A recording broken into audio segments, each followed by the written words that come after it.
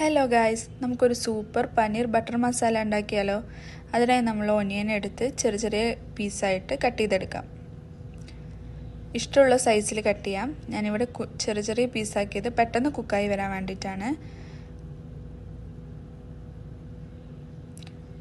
Onion cut ചെയ്തിട്ട് അതിനുശേഷം നമ്മൾ ടൊമാറ്റോ കൂടി കട്ട് ചെയ്തെടുക്കാം. സെയിം സൈസിൽ തന്നെയാണ് ടൊമാറ്റോയും കട്ട് ചെയ്യുന്നത്.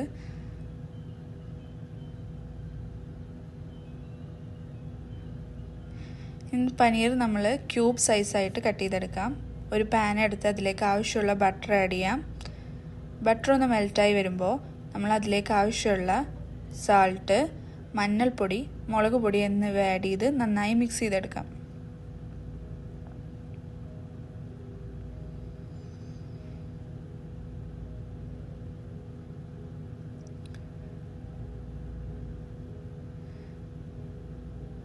മിക്സായി വരുമ്പോൾ നമ്മൾ കട്ട് ചെയ്തിട്ടുള്ള പനീർ ആഡ് ചെയ്ത് കൊടുത്ത് നന്നായി മിക്സ് ചെയ്തെടുക്കാം.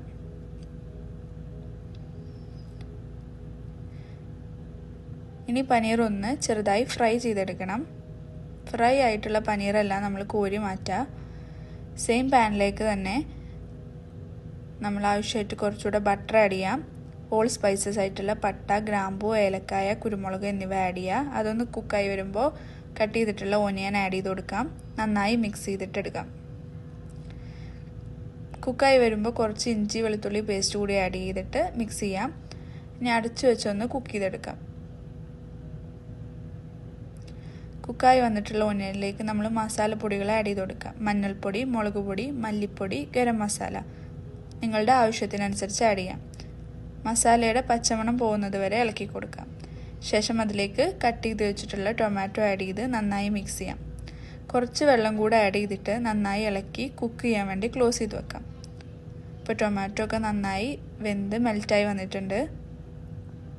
ഇനി അതിലേക്ക് ഒരു പിടി കാഷ്യൂ കൂടി ആഡ് ചെയ്ത് കൊടുത്ത് മിക്സ് ചെയ്ത് അടച്ചു വെച്ചൊന്ന് കുക്ക് ചെയ്തെടുക്കാം. ഇപ്പം നന്നായി മിക്സായി കുക്കായി വന്നിട്ടുണ്ട്. ഇനി അത് നമ്മളൊരു ജാറിലേക്ക് മാറ്റി നല്ല പേസ്റ്റ് രൂപത്തിൽ അടിച്ചെടുക്കാം. കുറച്ച് വെള്ളം കൂടെ ആഡ് ചെയ്തിട്ട് നന്നായി അടിച്ചെടുക്കുക. നമ്മൾ സെയിം പോട്ടിലേക്ക് തന്നെ കുറച്ച് സൺഫ്ലവർ ഓയിൽ, കുറച്ച് ബട്ടർ ആഡ് ചെയ്ത് കൊടുക്കാം. അതിലേക്ക് വലിയ ജീരകം ഇട്ടിട്ടൊന്ന് പൊട്ടിച്ചെടുക്കാം. ഇനി അതിലേക്ക് നമ്മൾ മുളക് പൊടി ആഡ് ചെയ്ത് കൊടുക്കുന്നത് ഇത് കറിക്ക് നല്ലൊരു കളർ കിട്ടാൻ വേണ്ടിയിട്ടാണ്. ഓപ്ഷണലാണ്, നിങ്ങൾക്ക് വേണമെങ്കിൽ ചെയ്താൽ മതി. ഇനി അതിലേക്ക് നമ്മൾ നന്നായി അടിച്ചു വെച്ചിട്ടുള്ള മിക്സ് ആഡ് ചെയ്ത് കൊടുത്ത് കുറച്ച് വെള്ളം കൂടെ ഒഴിച്ച് നന്നായി ഒന്ന് തിളപ്പിച്ചെടുക്കാം. ഇപ്പോൾ നന്നായി തിളച്ച് കുക്കായി വന്നിട്ടുണ്ട്. ഇനി അതിലേക്ക് നമ്മൾ കുറച്ച് കസൂരി മേത്തി ആഡ് ചെയ്ത് കൊടുക്കാം. കുറച്ച് മല്ലിയില കൂടി ആഡ് ചെയ്ത് നന്നായി ഇളക്കിയെടുക്കാം. ഈ സമയത്ത് നിങ്ങൾ ഉപ്പ് നോക്കിയിട്ട് ആവശ്യമുണ്ടെങ്കിൽ ആഡ് ചെയ്ത് കൊടുക്കാം. ഇനി അത് മിക്സ് ചെയ്തൊന്ന് അടച്ചു വെക്കാം. നമ്മൾ പൊരിച്ചു വെച്ചിട്ടുള്ള പനീർ ആഡ് ചെയ്ത് കൊടുക്കാം. ഒന്ന് മിക്സ് ചെയ്യാം.